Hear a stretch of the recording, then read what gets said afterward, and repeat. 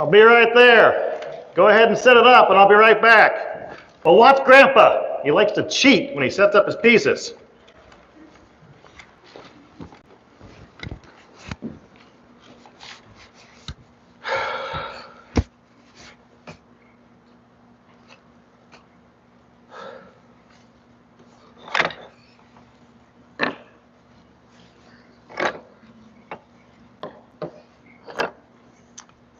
I have this tradition at Christmas.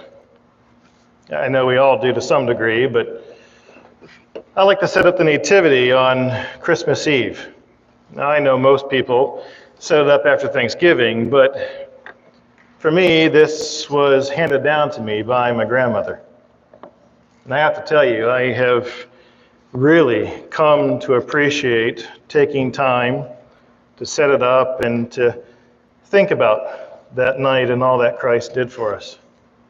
It has all your usual suspects, the sheep, the donkey, the shepherds, the wise men. Of course, I say that tongue-in-cheek because there really wasn't anything usual about these characters that we set up year after year after year, where they like to freeze in their live nativities. You have the shepherds. The lowliest of workers got to hear first what Christ had done. There they were in their field, just minding their own business, tending their flocks, when, lo and behold, a host of angels was there telling them exactly what had happened.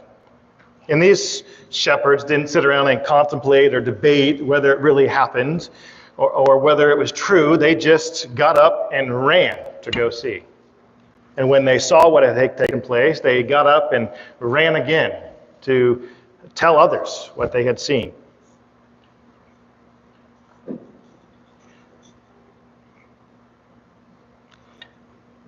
How'd you guys do it? A night like you guys had would have caused many to cower in fear and doubt, or even tempt them to exploit it for their own personal gain.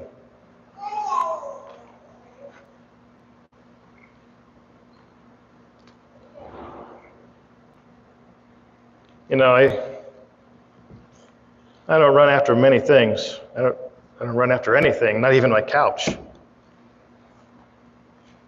I've heard the story, and yet all I find myself talking about is Fox News. Too afraid to run to do what is right.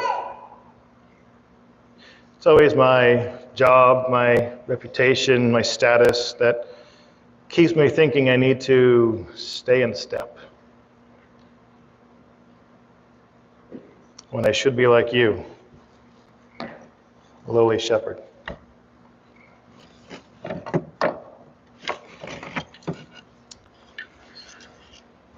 The wise men. Now I realize the wise men probably were not at the stable that night and showed up sometime later, but there's something amazing to me about these wise men, these king advisors, these king makers, following a prophecy just to see a child. They came bearing their gifts, and when they presented their gifts, they bowed. How'd you do it? Traveling all that way, braving the challenges of a long journey, the opposition, facing down a mad king, just to worship a child.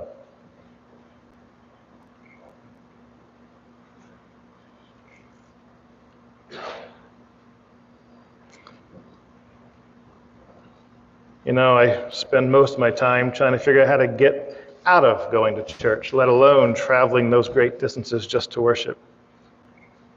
And every time I do go, I just find myself complaining about the worship and whether or not I have to shake hands with somebody.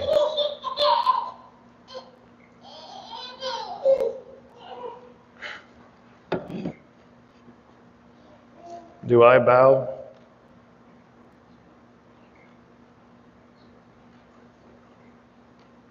to my phone maybe, to my Amazon cart.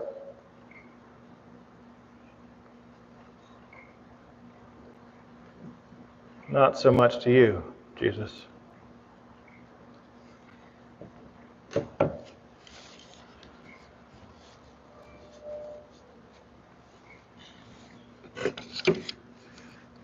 Joseph and Mary,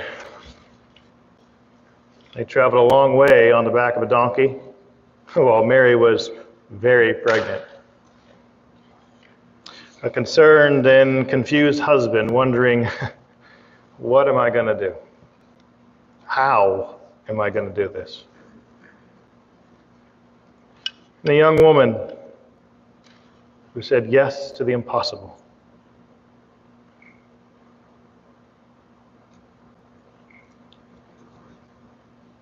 How did you do it? So many times I find myself struggling with questions of my faith.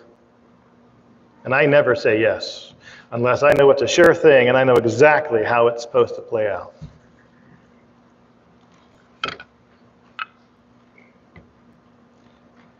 You know, I don't think I realized all those years ago, watching my grandmother set this up, just how difficult adulting can be. Just how hard faith can be.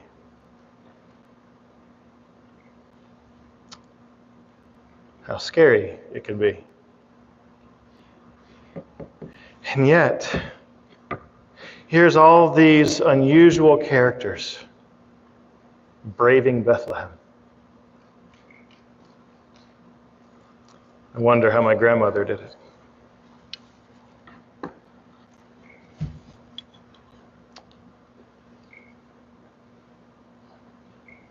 And then there's you,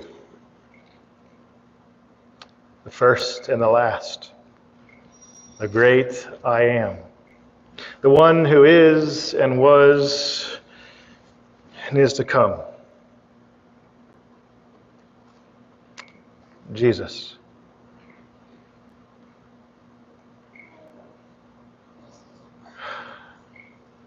How did you do it?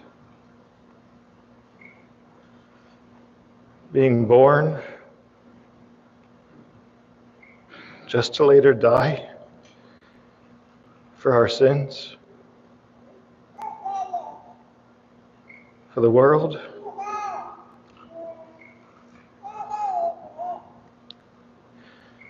for me.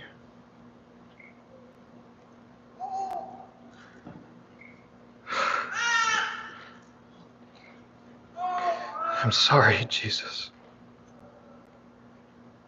I'm sorry that I leave you out of pretty much every decision I ever make. Or that I make it about tradition. Or about me.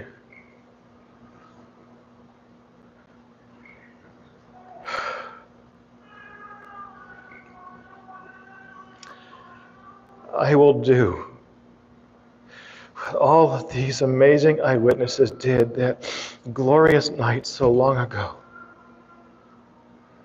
I will come. I will seek. I will bow.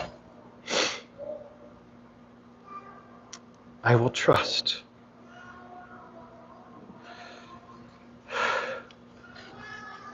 And I will place you in the center.